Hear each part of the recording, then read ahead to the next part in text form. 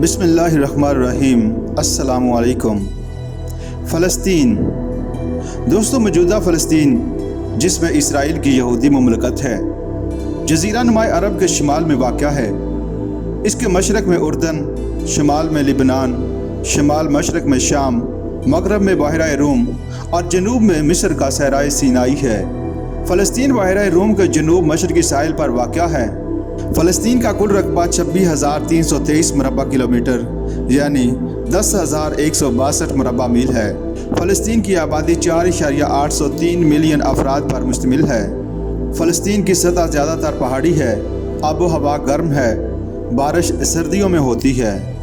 دوستو، فلسطین دراصل اس علاقے کا پرانا نام ہے جو موجودہ اردن، لبنان اور اسرائیل پر مشتمل ہے۔ 1918 تک یہ علاقہ سلطنت عثمانیہ کا حصہ تھا۔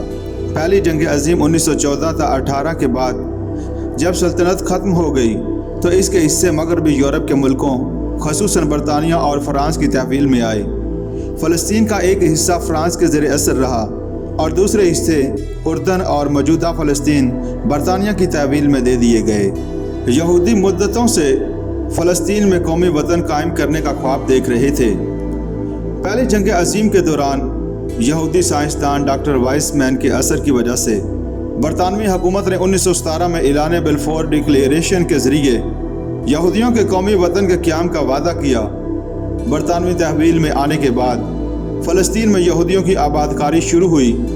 1948 تک لاکھوں یہودی دنیا کے مختلف حصوں خصوصاً مغربی یورپ سے ترک وطن کر کے فلسطین میں آباد ہوئے۔ ان کی آباد کاری سے فلسطین کے مسلمانوں کی املاک چھین لی گئیں اور وہ بے گھر ہو گئے، اور یوں وہ بے گھر ہو کر گردنواح کے عرب ملکوں میں ہجرت کی زندگی گزارنے لگے۔ 1948 میں انگریزوں کا اقتدار ختم ہو گیا اور اقوام متحدہ کے توسط سے برطانیہ اور امریکہ فلسطین میں یہودی ریاست قائم کرنے میں کامیاب ہوئے۔ اس طرح مئی 1948 کو 23% یہودی اقلیت 70% عرب آبادی پر مسلط ہو گئی۔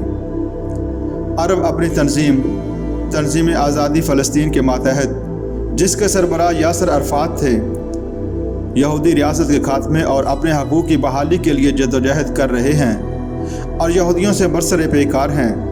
اس جدوجہد میں انہیں تمام اسلامی ملکوں کی حمایت حاصل ہے۔ 1948 میں عربوں اور یہودیوں کی جنگ ہوئی، 1956 میں دوسری جنگ ہوئی، 1967 میں تیسری جنگ ہوئی، جس کے نتیجے میں یہودیوں نے عربوں کے علاقے جنوبی صحرائے سینا پر قبضہ کر لیا۔ 1973 میں چوتھی جنگ ہوئی جس میں اسرائیل کو ہزیمت ہوئی۔ مصر نے صحرائے سینا کا بہت سا علاقہ آزاد کرا لیا۔ 1969 میں یہودیوں نے بیت المقدس میں مسجد اقصیٰ کو آگ لگا دی۔ اس سے دنیا بھر کے مسلمانوں میں ہی جان پیدا ہو گیا۔ ستمبر 1969 میں اسلامی ملکوں کے سربراہ مراکش کے شہر رباط میں اکٹھے ہوئے تاکہ مشترکہ لاہ عمل تیار کریں۔ یہ ان کی پہلی کانفرنس تھی۔ کانفرنس میں اسلامی کانفرنس مستقل بنیادوں پر قائم کی گئی۔ سربراہی کانفرنس کا دوسرا اجلاس 24 فروری 1974 کو لاہور میں ہوا۔ اس موقع پر تنظیم آزادی فلسطین کو کانفرنس کا باقاعدہ رکن تسلیم کیا گیا۔ 1978 میں متحدہ امریکہ نے مصر اور اسرائیل میں ایک سمجھوتا کرایا جسے کیمپ ڈیوڈ سمجھوتا کہا جاتا ہے۔ اس کے مطابق مصر نے اسرائیل کی ریاست کو مان لیا، اسرائیل نے مصر کے علاقے واپس کر دیے اور فلسطینی عربوں کی ریاست قائم کرنے کا وعدہ کیا۔ پاکستان اور دنیا کے دوسرے اسلامی ملکوں نے مصر کے اس اقدام کو سخت ناپسند کیا۔ نومبر 1988 کو تنظیم آزادی فلسطین کے سربراہ یاسر عرفات نے آزاد فلسطین ریاست کے قیام کا اعلان کیا۔ ستمبر 1993 کو یاسر عرفات اور اسرائیل کے وزیر اعظم اسحاق رابن کے درمیان مذاکرات ہوئے اور ایک معاہدہ کے تحت اسرائیل نے تنظیم آزادی فلسطین کو قانونی نمائندہ تسلیم کر لیا، جبکہ تنظیم آزادی فلسطین نے اسرائیل کو تسلیم کرنے کا اعلان کیا۔ فروری 1994 میں فلسطینیوں اور اسرائیل نے ایک معاہدہ پر دستخط کیے جس کا مطابق طے پایا کہ اریحا اور اردن کے درمیان گزرگاہ اور غزہ و مصر کے درمیان گزرگاہ پر اسرائیل کا کنٹرول ہوگا۔ اسی طرح غزہ میں بھی یہودی بستیوں پر اسرائیلی فوجی تعینات ہوں گے۔ مئی 1994 کو یاسر عرفات اور اسرائیلی وزیر خارجہ نے غزہ اور اریحا کو خود مختاری دینے کے ایک معاہدے پر دستخط کیے۔